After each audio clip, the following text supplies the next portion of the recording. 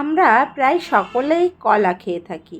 আর কলার খোসাটা অনেকেই ফেলে দিই, আবার অনেকেই কলার খোসা বাটা কিন্তু খেয়ে থাকি। আর আজকে আমি চিংড়ি মাছ দিয়ে কলার খোসা বাটা করব, সেই রেসিপিটা তোমাদের সঙ্গে শেয়ার করব। কড়াইটা গরম হলে আদা কুচি, রসুন, একটা কাঁচা লঙ্কা আর একটু কালো জিরে ফোড়ন দিয়ে ধুয়ে রাখা কলার খোসাটা দিয়ে দিয়েছি। আর এবারে আমি নুন হলুদ দিয়ে কাঁচা লঙ্কা দিয়ে ভালো করে ভেজে নিচ্ছি। আর একটু ভাজা ভাজা হলে তারপর ভেজে রাখা চিংড়ি মাছ দিয়ে দিলাম। আর আগে চিংড়ি মাছটা হালকা করে ভেজেছিলাম, এবার তারপর কলার খোসার সঙ্গে আরেকটু ভেজে নিয়েছি। এবার আমি ঠান্ডা হতে দিয়েছি শিলের পরেই। পারফেক্টভাবে ভেজে নেবার পর তারপর কিন্তু আমি শিলে বেটে নিচ্ছি। যে কোনো বাটা, ভর্তা এসব খেতে গেলে কিন্তু শিলেই বাটলে বেশি টেস্ট আসে, আর মিক্সিতে বাটলে সেইভাবে কিন্তু টেস্ট আসে না, যতটা পরিমাণ টেস্ট আসে শিলে বাটলে। এবার কলার খোসাগুলো কিন্তু আমি খুব সুন্দর করে বেটে নিচ্ছি। একটু টাইম নিয়ে বাটতে হবে, তাহলে পারফেক্টভাবে বাটা হবে। আমি একবারেই যে লবণ লঙ্কাটা দিই সেটাই প্রায় হয়েই যায়, আমার আর পরে দেওয়া লাগে না। তোমরা চাইলেই বাটার সময় কিন্তু আরেকবার টেস্ট করে নিতে পারো।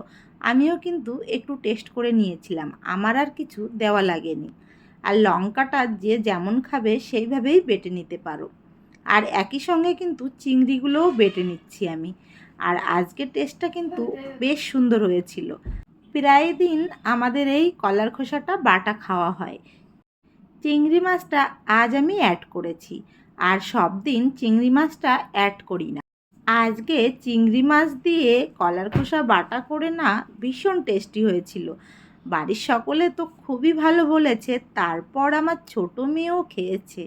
ছোটো মেয়েও যা ভালো বলেছে, এরপর কিন্তু আমার রান্নার প্রশংসা আর কারোর করাই লাগে না। অনেকটা টাইম নিয়ে কলার খোসাটা আমি সঠিকভাবে বেটে নিয়েছি। আর দেখো আমার বাটা পুরো কমপ্লিট হয়ে গেছে। এবার শুধু সকলকে খেতে দেবার পালা।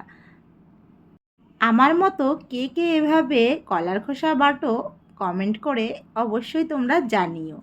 একই প্রসেসে লাউয়ের খোসা, লাউ পাতা বাটা, অনেক রকম বাটা খাওয়া যায়। এরপর চাইলে আরও অনেক রকমের বাটা তোমাদের সঙ্গে শেয়ার করব। এটা হলো চিংড়ির বাটা। চিংড়ি বাটা?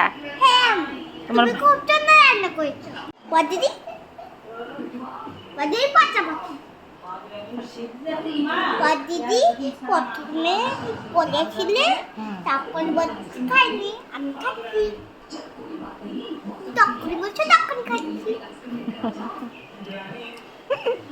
কি সুন্দর খায় আমার বেবিটা, কলার খোসা বাটা কি সুন্দর খায়। তোমার ভালো লাগে? Thank you. কেন থ্যাংক ইউ? এসব খেতে হয় মাংস খাওয়ার আগে, শাক পাতা, তারপরে ভালো নর্মাল খাবার খেতে হয়।